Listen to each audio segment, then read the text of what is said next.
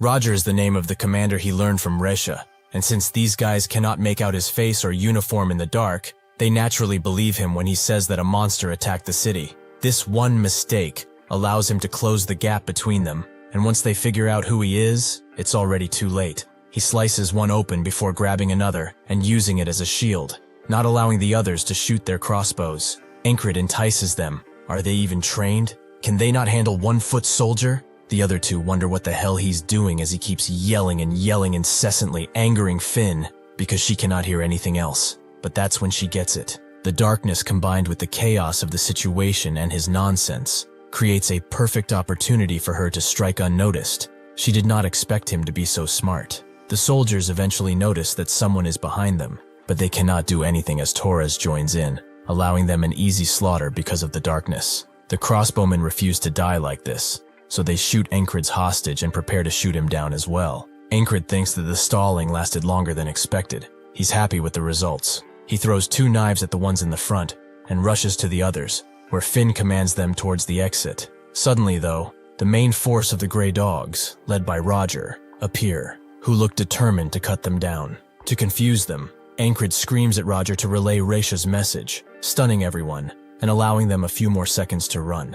Roger becomes furious and tells his soldiers to get them, and they all eventually get out of the tunnel. But Finn wonders how long they are going to keep chasing and thinks of where they can try to shake them off. Encrid tells her to head for the campsite, and she asks why, but he says they don't have time and to hurry up already. With that, she guides them towards the camp, Encrid noticing that the sun is about to set, meaning that he can call up those guys soon. He remembers stories about the vipers underneath some clay-like stones, so he throws 1 stone at a soldier, who blocks it, but does not expect the absolute army of vipers that are attacking them now. Finn wonders why they're making so much noise. It is not wise here. That's what Encrid was aiming for, with those big ears of theirs. They cannot miss something like this. The moon is rising, and the monsters that herald its arrival appear. These beasts care not for allegiances or status. They just want flesh and blood. Encrid tells the two to get to the side, but they both do not want to abandon him, as he is a precious comrade. He tells them to go already, as he has a plan, which they will only get in the way of. As the soldiers circle in, Roger sends some men after the two who are running, and the rest are pointing their spears at Encrid. Now that the Grey Dogs and werewolves are in one place, he can make them fight each other. This is his turning points, so that they cannot chase after Finn and Torres. He has to make them focus here, and the only way he knows how is through sheer killing intent. Both the soldiers and the wolves are struck by it, and both groups charge in at once, creating utter chaos. The werewolves begin to attack anything in their sight, most of them not even caring for Encrid anymore. As they run, Torres notes that Encrid always has a plan, but should they go back, considering the situation? Before Finn can answer, they can both see the absolute chaos that is ensuing with Encrid right in the middle,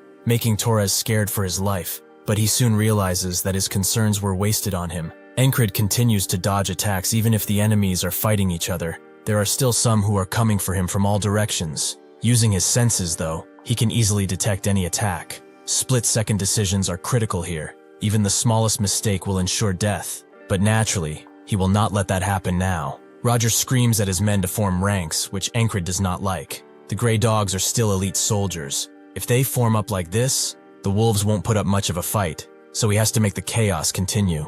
There was something he accidentally discovered in a loop when he was fighting Roger. One of the men proudly boasted about him, as he never takes off his helmet. He was naturally curious and tipped it over, only to reveal the shocking truth. Roger was extremely bald and was also very insecure about it. Now he instigates him by urging him to take off his helmet. He who sent his hair up to the heavens before he rose reveals that barren wasteland he calls a scalp. Roger is naturally angered, but keeps it together, as he will not let himself be used by some low-grade soldier. Suddenly, Encrid flexes his full head of hair, making Finn think that he finally lost it. But this managed to make Roger go over the edge, so he dashes towards him in anger. Exactly what Encrid wanted. They begin exchanging blow after blow, but Encrid is getting closer and closer, as he wants to reunite with his hair. Before he can deal the final blow, the pack leader takes Roger's head clean off, shocking the men. The pack leader growls at Encrid, but suddenly rushes past him and begins hiding in the chaos. Encrid knows that it is planning a surprise attack. This bastard forced him to loop back several times, but he knows of its games. He blocks the strike coming from behind and then slashes its hand before it strikes, allowing him another slash at its chest. The beast tries to use the other hand, but Encrid pierces its chest, ending the fight. The other two are pretty amazed by this. Truly, this guy is way too overwhelming.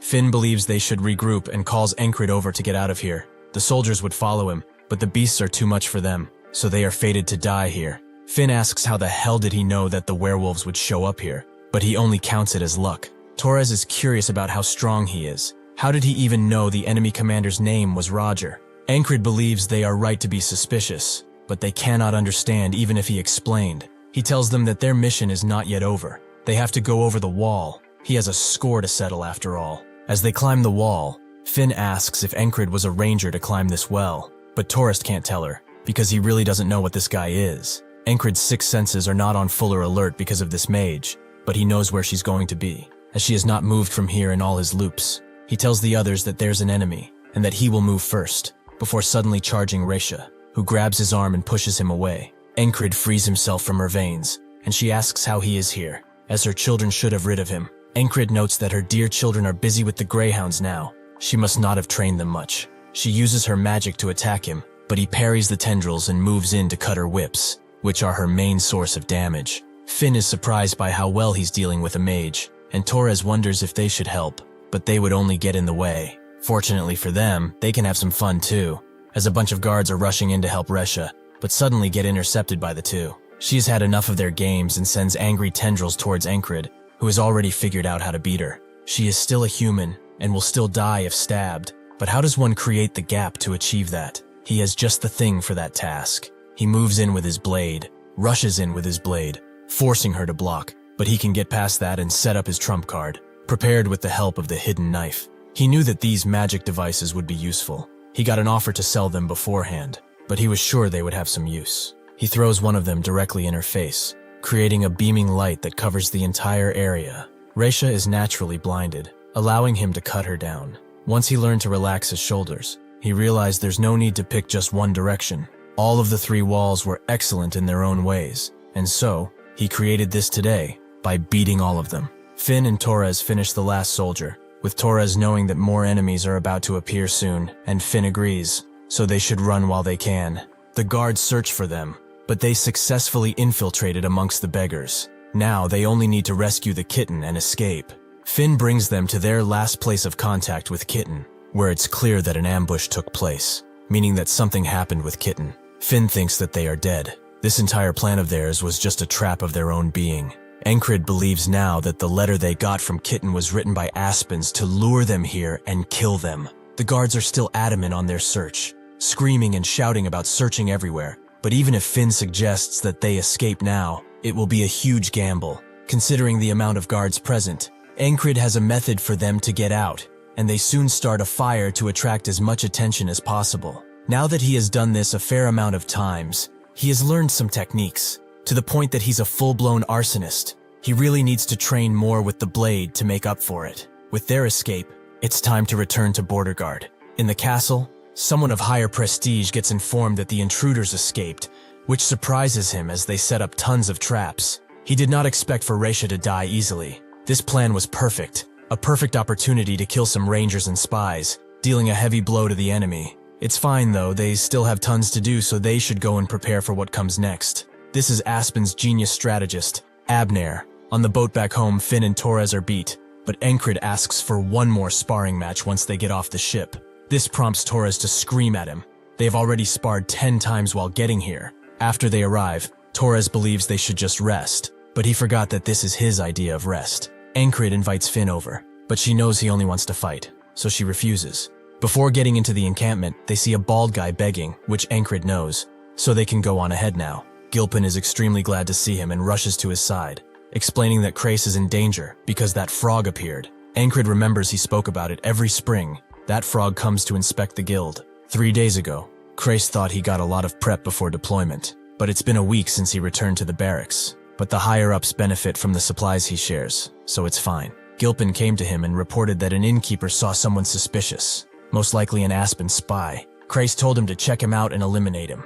The current Gilpin guild is called the Night Watch. They maintain order in the alleyways, where the border guards can't reach. Thanks to that, public perception improved, allowing easier collection of tribute, and now that the residents are reporting everything, the intel flow is great too. If they kept up like this, and their influence remained, they could take full control of the backstreet. Suddenly, someone strange appeared in front of the main room, whom the guard tried to stop, but he was no match. Krace knew what this was. This was the frog he mentioned before. Since he did not kill the guard, there's still room for negotiation, so Krace invited him inside. The frog liked this reaction. Does he even know who he is? Krace noted that it was not important, and asked if he ate, making the frog call him funny. Suddenly, the frog charged in and punched Krace before grabbing him, as humans always listen better with a beating. Krace said that this was not necessary, and asked what he wanted to know. The frog was surprised he was still smiling after being hit, and wondered what happened with the last guildmaster. Krace explained that he was killed by one of the border guard regulars, but the frog demanded a name.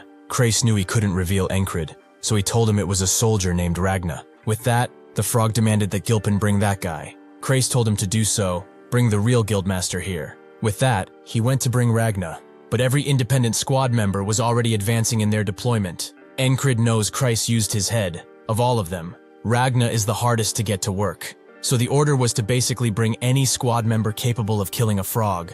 He did not expect the others to be away, but still, this is good. Encrid asks if Krace is still alive, which he is, but Encrid also wonders if he was not brutally tortured or something. Gilpin confirms as such. Encrid cut down a commander, a wolfpack leader, and 2 mages. He is far stronger than in the past. But what about a frog? He got defeated by one easily before, but now he can do it. And honestly, he really wants to test his strength and fight him. He tells Gilpin to go back and tell the frog that Ragna will come tomorrow. Krace is not going to die if just 1 day passes. He can tell from the frog's behavior. They all seem like idiots, but just like people vary, frogs do too. This one took Krace hostage on purpose. It's not something a brute will do. He reports back to the commander, who heard that his squad had already gone in advance. So will he be joining them? Encrid notes that he will join them in 2 days, as fatigue has built up. Just in case he dies while fighting that frog, he will make sure his body is in peak condition. After enough rest and training, he gets prepared, but only has 2 whistle daggers left. He wasn't able to recover the others, so he will have to get more. Esther meows at him, and Encrid finds it strange that she's showing affection. Was she lonely while he was gone? She can come too, but only to watch, as he's really looking forward to the moment he can fight a frog again. The frog hopes that he will meet Ragna today. He has waited long enough. Krace vows on his very soul that he will appear and offers him much fresher worms. The frog likes how he knows his stuff. It seems that he's too useful to kill, for now. Krace is flattered, but inside he wants to die, or rather, he will die, if someone from the squad doesn't show up already. Thank you for watching. See you next time.